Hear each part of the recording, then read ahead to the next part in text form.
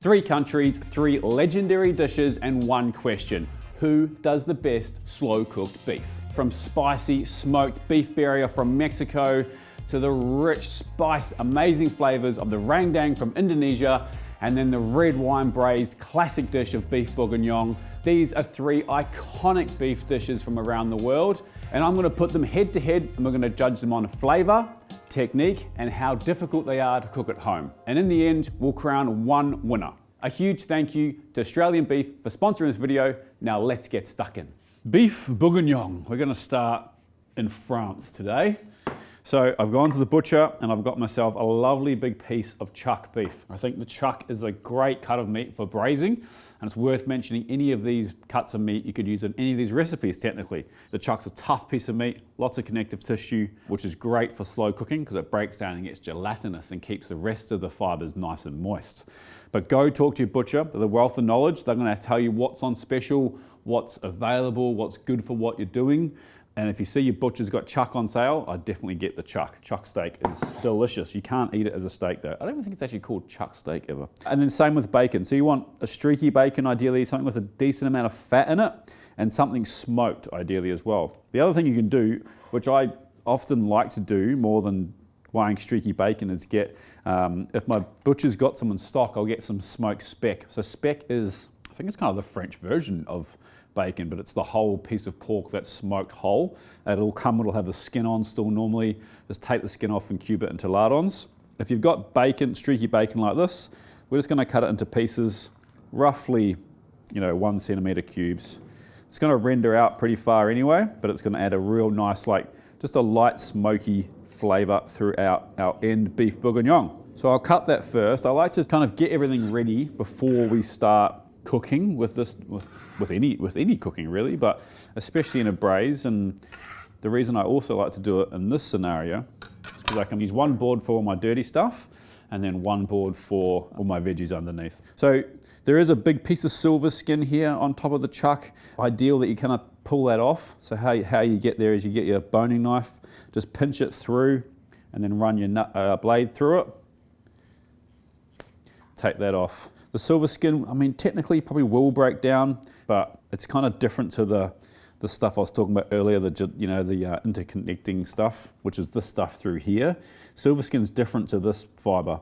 This fiber is far more gelatinous when it breaks down. Silver skin won't really break down.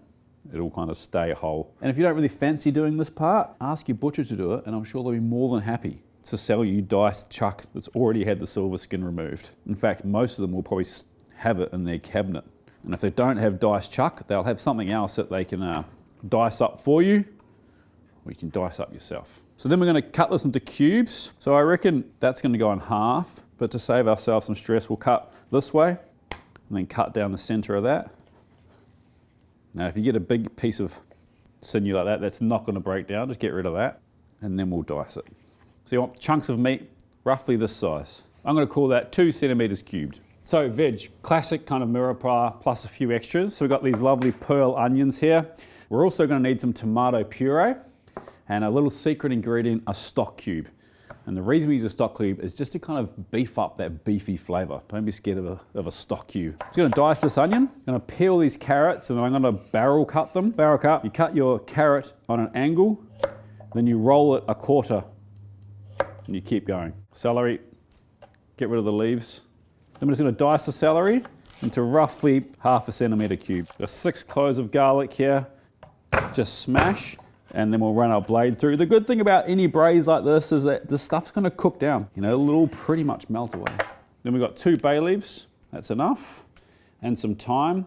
And we're just going to leave this thyme as is and pop it in. You could tie it up in butcher string, you could pick it. I mean, in a restaurant we would be made to pick it, and I would make the chefs pick it and cut it, but this is home cooking, let's not get carried away. And like I was saying, these pearl onions we've just peeled, and we're gonna leave those whole, and we'll put those in not straight away. We want those to kind of ideally stay whole.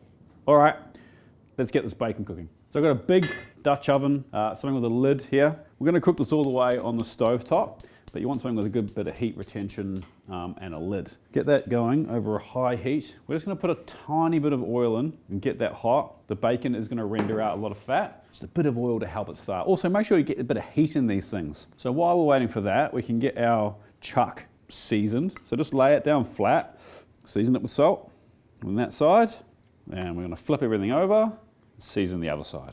Got to really control your salt when you're cooking braises and stuff, because as stuff reduces, it can sometimes get a bit salty.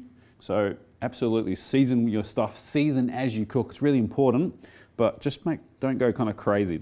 Bacon in, just gonna saute that until it's kind of golden brown and the fat's rendered out. All right, we're getting close here. You can start to see some colors starting to develop in the bacon here, which is what we want. All the fat's rendered out. I'm gonna pull that out in a second. So I'm just gonna turn the heat off so it doesn't, all that fond doesn't burn. We don't want that fond to burn. You can see in this pan here, that starting to look a bit dark. That's because my pan wasn't over the center. So just be careful of that. Pull that bacon out into a bowl. Try and leave as much fat as you can in there. We're gonna use that when we're sealing off our beef. Pan back on, let that come up to temperature. I am just gonna be really cautious of this side here because I really don't want that to get much darker than it is. Now, this pan's about to lose a lot of temperature because we're about to put a whole bunch of cold meat in it, but still. We're starting that section where we're worried about the fond and then work our way around. So we've got good color on our beef here. I'm gonna pull it out. I'll turn the heat off my pot so I don't want that fond to burn and put it with the bacon. So leave all that fat in there. Heat's going back on. We're gonna add our onions and carrots. Small pinch of salt. Saute that for about 1 minute. Scraping off any fond you can get off so it doesn't burn. After a minute, we're gonna add our celery, stir that through. 1 more minute, and our garlic. Now we're going with our bay leaves and our thyme. Tomato puree, stir it through. We add our flour, stir that through as well. Now we wanna cook our flour out a little bit, just like you would for a roux. Gonna add some black pepper. And now we add the meat and bacon back. Our secret ingredient, the stock cube, just a bit of flavour booster. Break it up a little bit, it'll hydrate and break down anyway. Now what makes beef bourguignon is a bottle of Bordeaux. Well, I don't know if this is Bordeaux. I'm imagining this is Australian, but hey. New World wine versus Old World. Woo. Controversial. Okay, at this point it's important that we give this a really good mix. What we're trying to do is make sure that we don't have any lumps in our flour, that everything's kind of well incorporated, and that we're scraping the bottom and the sides of the pan. The pan should be nice and clean. Getting all that fond, all that flavor off there. We also want to bring this wine up to a simmer and just simmer it for about 10 minutes. We want to cook off all that booze and reduce it slightly. You will start to see the wine or the liquid now start to thicken, and that's because of all that flour that we just put in there. Let that simmer. I'm going to wipe down my bench because I made a mess, then we'll come back. So this has been bubbling away for about 4 or 5 minutes now. I'm going to turn this right down to low. I'll actually move it in a second onto a smaller burner. We want this just to tick over slightly. But we're going to put in our little pearl onions. We're just going to rest those on the top. Then we're going to add the beef stock. Stir that through. Lid on, simmer that for 2 hours. We'll check it after an hour and a half, but it'll probably take 2 hours. We'll see you then. Okay, so our beef's been cooking for 2 hours almost. Well, yeah, pretty much bang on 2 hours, and it's looking good. It's just simmering away nicely. It's kind of fall apart tender at the moment. It's not breaking apart, it's fall apart tender. Couple of things left to do. Just gonna cook some mushrooms to put in there. So I've got a big pan, so butter goes in, and we want this to get nice and foamy. You don't really want it to burn, but you do want it to be foamy. And then I got my last 2 cloves of garlic here. That goes in. Really infuse that butter. Mushrooms in. I like to keep my mushrooms a decent size too. I don't like it when mushrooms and this type of thing kind of fall apart. Season with salt. I'm just going to fry these for 3 or 4 minutes until they've got a little bit of colour on the outside. Then we're going to add them to our bourguignon for the last 2 minutes of cooking. All right, we've got some good colour on the mushrooms. Time to go into the pot with the beef. So we're just going to stir those through. Lid back on, nice little low simmer for another 2 minutes. While that's simmering, let's go cut some parsley. So I've got flat leaf parsley, and I kind of like quite a lot of flat leaf parsley in this recipe. I'll be a bit lazy and just do that. My old chefs would have destroyed me for doing that back in the day. Pick the leaves, you lazy chef. So bunch your parsley up nice and tight, and then roll it up. And then we're just gonna chiffonade. Nice sharp knife, run across your knuckles. And I think with a dish like this especially, Just want to cut your parsley once. You don't want to kind of mulch it.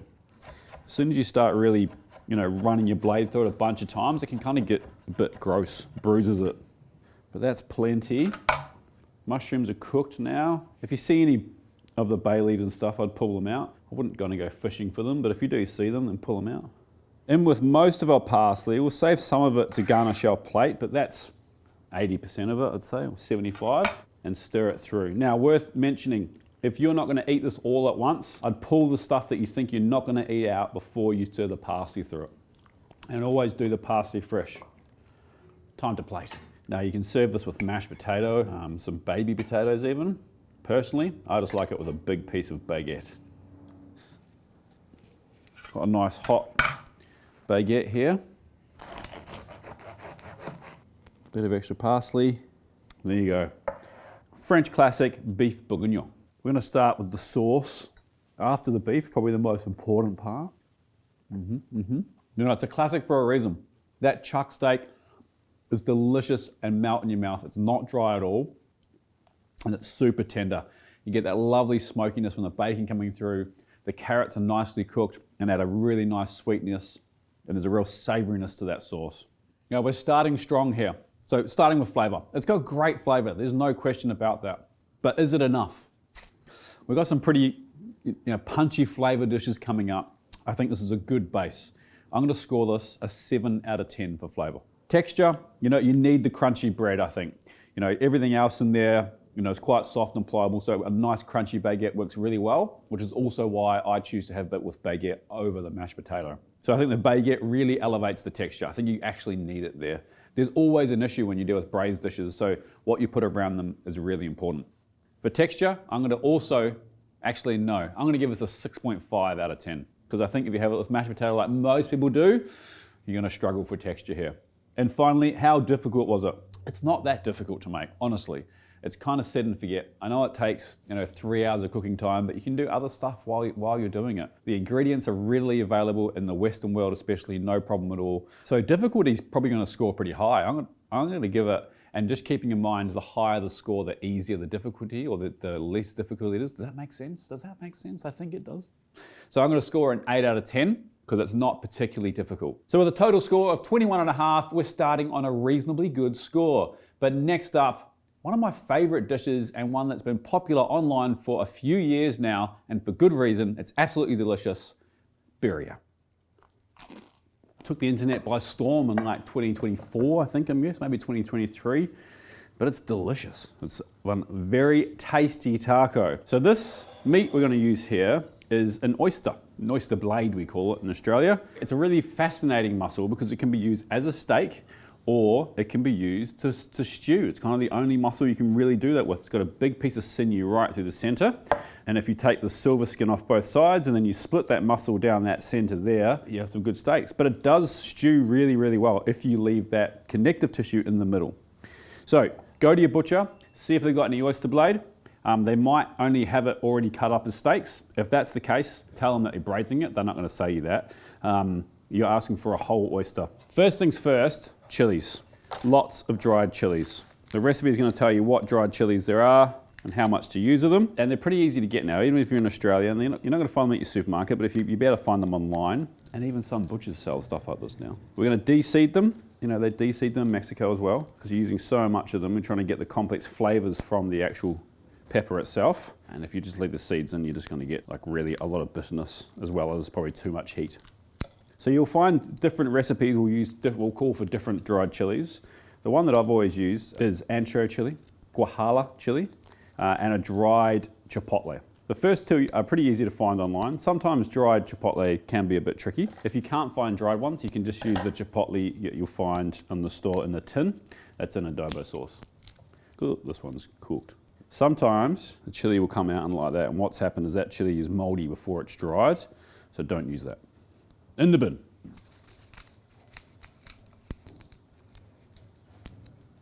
All right, so I've got a couple of litres of boiling water here. Doesn't really matter how much.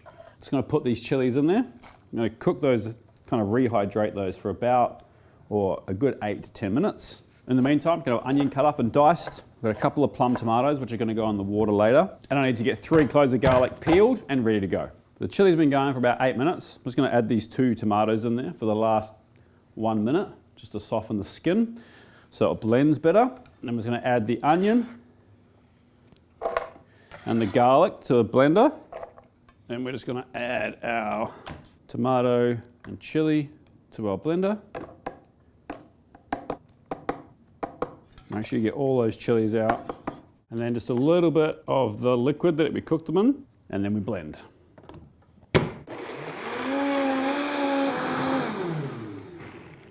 Just going to add a bit more liquid to that. It's pretty thick.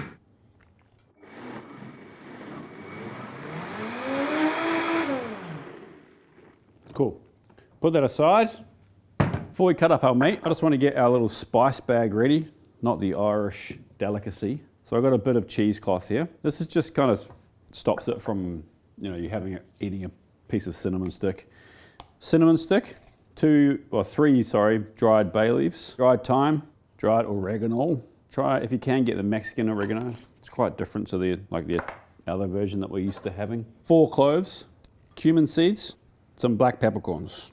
Take a piece of butcher's string, roll this up, tie it off, leave that to the side. All right, our oyster blade. Now, any cut meat like this, what we're going to do, we want to keep it really big and chunky. However, we do need to take the silver skin off. Feel free to ask your butcher to do it. They'll whip it off in a matter of seconds. Same on this side. There's not much fat in here anyway, so don't be afraid to whip this off. And then cutting this is real simple. Just cut it into big pieces, like this, and then we'll break it down once it's cooked. We'll season it with salt. Then you got a couple of tablespoons of neutral flavoured oil in your pan. Once it's nice and hot, in the meat goes.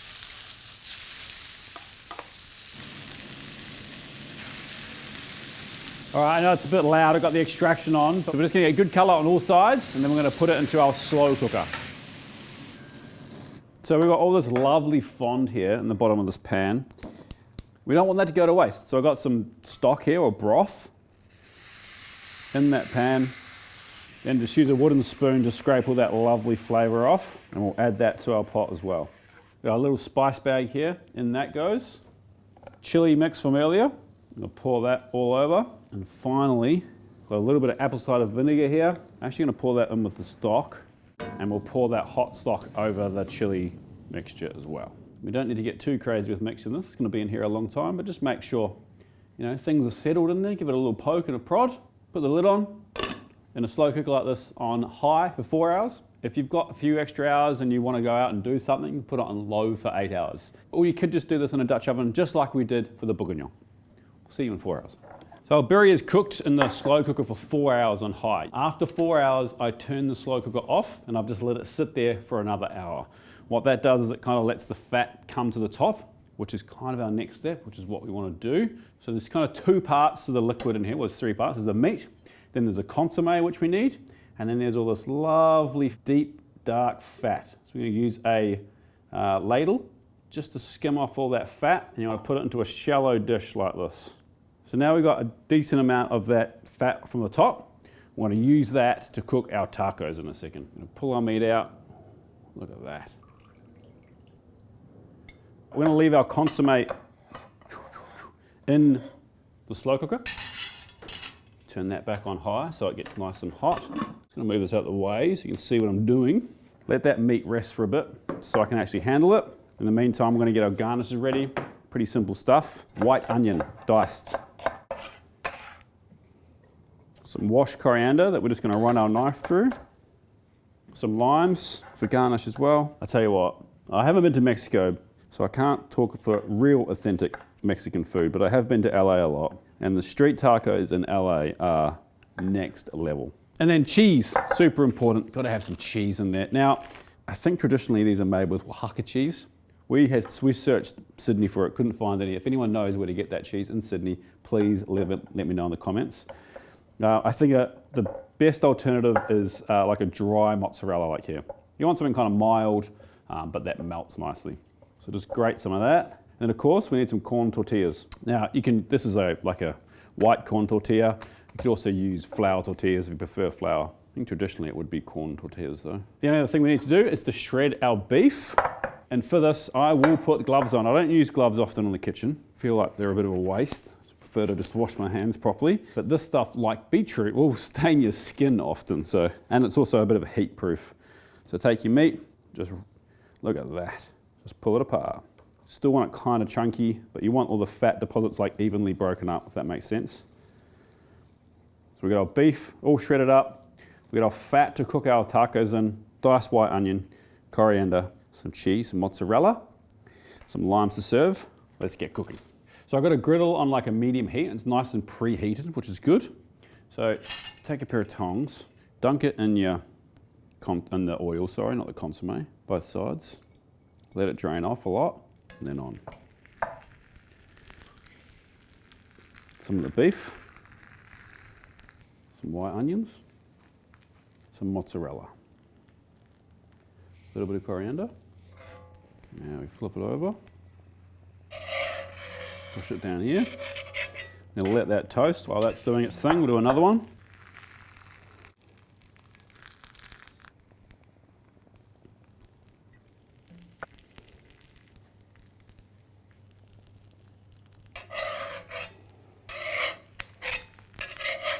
So we're going to toast these on both sides. Make sure that cheese is nice and melted.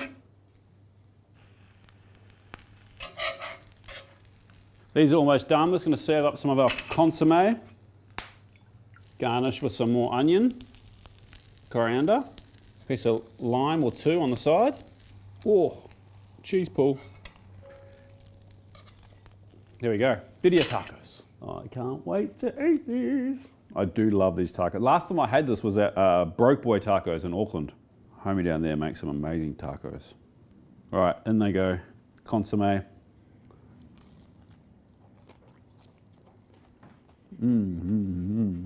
My oyster blade is super juicy still, beautiful and tender, and has this amazing flavor. It's not even that spicy. It's got this like really complex flavor with all those chilies in there, all the other spices, and then the texture is incredible. You got the crunchy onion, the soft corn tortilla, that melt in your mouth meat, and that creamy cheese dipped in that consommé. Oh, that stuff's 10 out of 10, honestly. Oh, I've spoiled it. One more bite and then I'll judge it.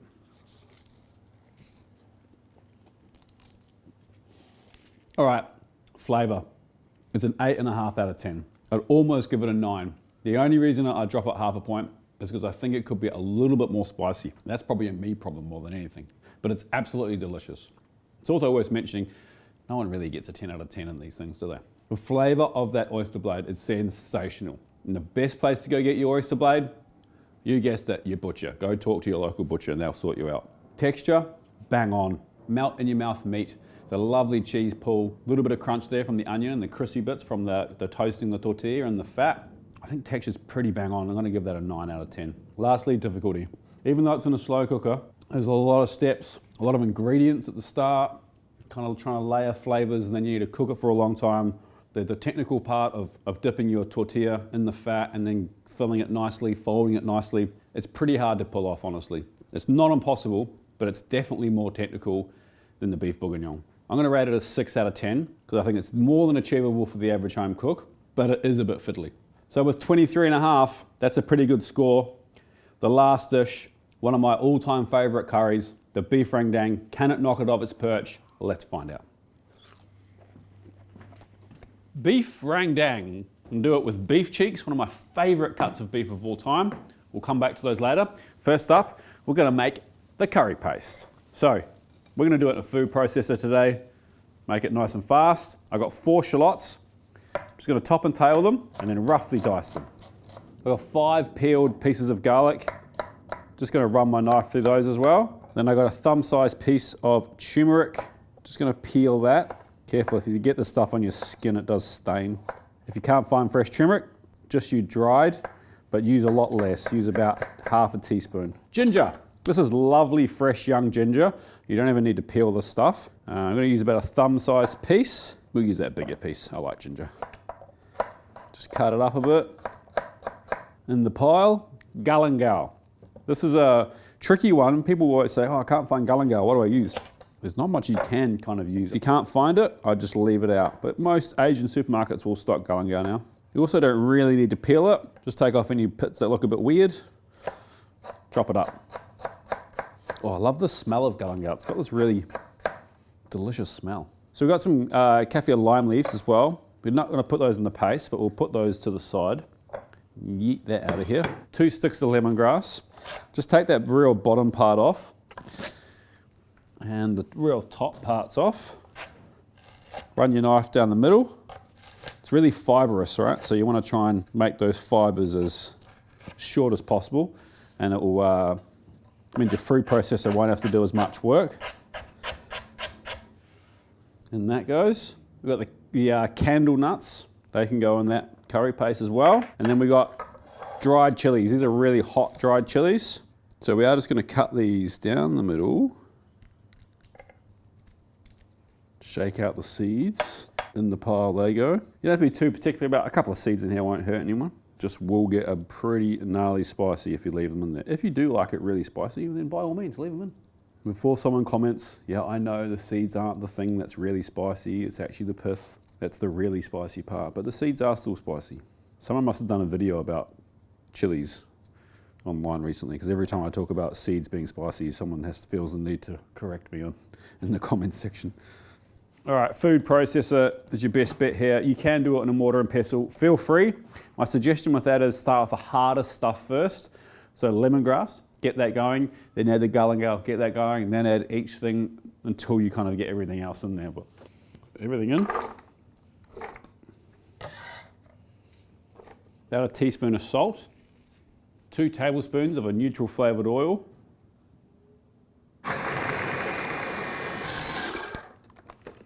make sure you scrape down the sides a couple of times. Oh, it smells good. Cutting onions with a blunt knife times 1,000. Right, and this is what we're looking for. Nice paste. It doesn't have to be like completely puree. A little bit of texture in there is fine. Oh, this is just destroying my eyeballs.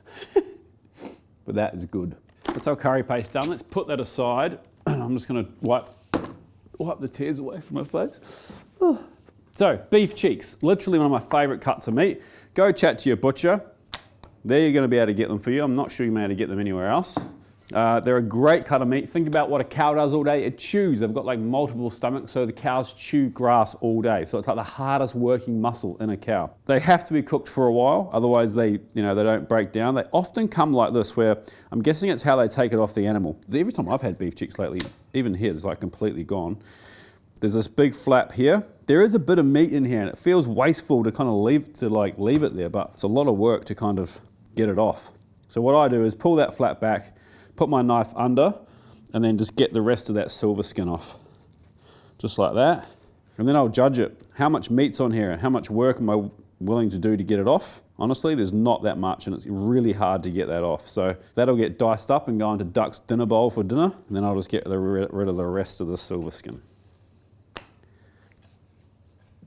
Check the underside. There's often a little bit of silver skin left here too, and it's quite tough stuff, so make sure you get all that off. And then dice it up.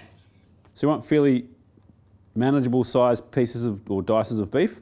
So what's that, about 2 centimetres square, 2 centimetre cubed? There was lots of meat on that one, it's worth taking that off. Duck's not getting that.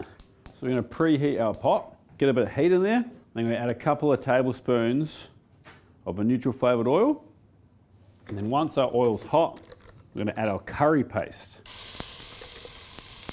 You really want to cook your curry paste out, because interestingly, you've noticed that I haven't put the beef in yet. So like some curries, especially through India and Indonesia, most recipes don't call for the beef to be sealed off first. It just kind of gets poached in the sauce. But it is really important that you do cook this curry paste out. I'm going to put this down because for some reason I'm just standing here holding it like a muppet. Then we're going to add our hard spices. So we've got cinnamon, our star anise, our green cardamom, and our cloves. Kaffir lime leaves. Honestly, it's not that spicy, it's just fragrant. So I do encourage you, spend some time cooking this out. You know, it's going to take 5 or 6 minutes. Make sure there's a window open nearby though. So to this, we're going to add another little pinch of salt and our coconut milk. Now let's put a bit of water in to make sure we got all that goodness out of that can. Stir this through. Often you'll find in curries from this part of the world, they'll talk about cracking your coconut milk, which is when you take like a third of the total coconut milk that you're using, and before you even put your curry paste in, you put your coconut milk in, and you split it. You split a third of it, and then you use the oil from the coconut milk to cook out your curry paste. This curry will split at the end anyway, it kind of naturally will, but most coconut milks that you get, I know in Australia at least, they won't split. They've got like a anti-splitting agent in them, they won't split. You kind of need a really natural one, but anyway. I'm going to bring that up to a light simmer. You can see it's already happening. And now we add our beef. Oops, I dropped a piece. And the reason this is so yellow is because of that fresh turmeric. If you use powdered turmeric, it won't be this yellow, but yeah, I like the flavour of the fresh better. So bring it up to a simmer, keep it stirring for the first few minutes anyway. Then you're gonna, once it's kind of simmering and bubbling nicely, turn it down nice and low, put the lid on. So we're going to simmer this for 2 hours. You're going to give it a stir every 15-20 minutes, and then we'll take the lid off and we'll continue to cook it for another half an hour with the lid off to make it nice and dry. And then it's at that point that you might see it start splitting. Don't worry, it's perfectly natural. So our curry has been cooking for 2.5 hours in total now. 2 hours with the lid on. The last half an hour we've had the lid off. The only last thing we need to do is to sweeten it, or just balance the seasoning. Toast the coconut, palm sugar, and that goes, and tamarind puree. I love tamarind. We'll just stir that through so that the palm sugar has time to break down. And we're going to toast our coconut till it's quite dark, and then we're going to pound it. With a pinch of salt. Geez, it tastes good. It's nicely balanced now. Sweet, a little bit of spice, the savouriness from the beef. Delicious. So a rendang is usually quite a dry curry too. It's not a super saucy curry, and that comes from kind of reducing it and cooking it for a long time. It'll also thicken up once we add this coconut too. All right, that's toasted enough. Into a mortar and pestle. These peanuts are already toasted, but I want them a little bit harder toasted. So I'm just going to add those to the pan and let those toast away really slowly. And I'm just going to kind of ground this this coconut up a bit. It'll release its oils and get quite like sticky and tacky. And that's what we're looking for. It's not like super fine. It's got like a nice color, and the color's kind of even though it wasn't that even when it went in the pan. We're gonna get that into our curry now.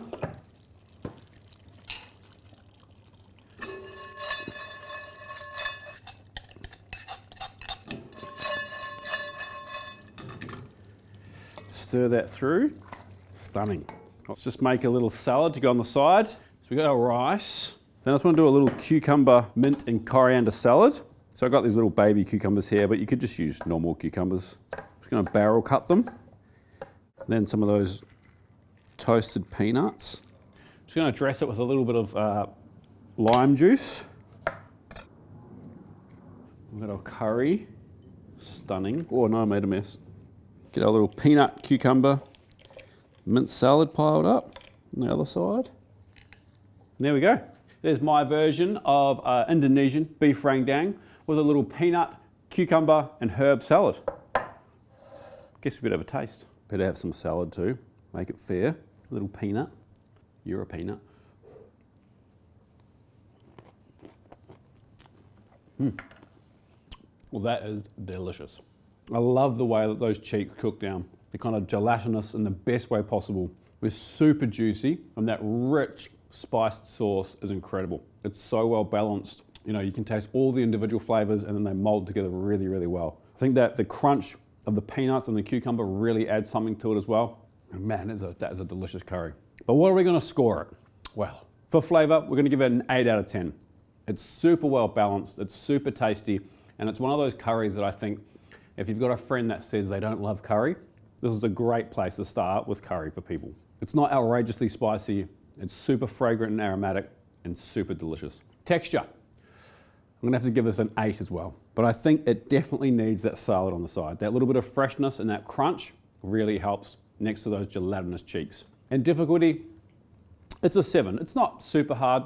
I guess making your own curry paste maybe put some people off, but just do like I did, put it in a food processor. I know that someone's gonna be in the comments and say, but it's gotta be done in a mortar and pestle. I get that. I fully respect that it might taste a bit different if you do it that way. From all the people from Southeast Asia that I know well, I don't know many of them that actually pound their curry paste in a mortar and pestle. They either buy it from the local market, the curry pastes, or they put it in a food processor.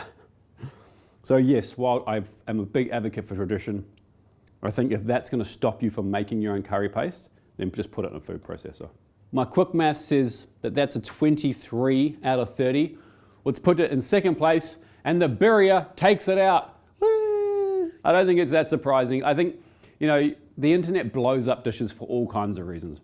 But I think Birria has been blown up for a reason, and that reason is it's just damn good. Legends, thank you so much for watching. Don't forget, go and chat to your butcher. They're a wealth of knowledge. You could use any of those cuts for any of these recipes, and I encourage you to go chat to your butcher and make some of these recipes. Like this video if you've taken anything from it, subscribe if you're not, and we'll see you next week for another recipe. Peace.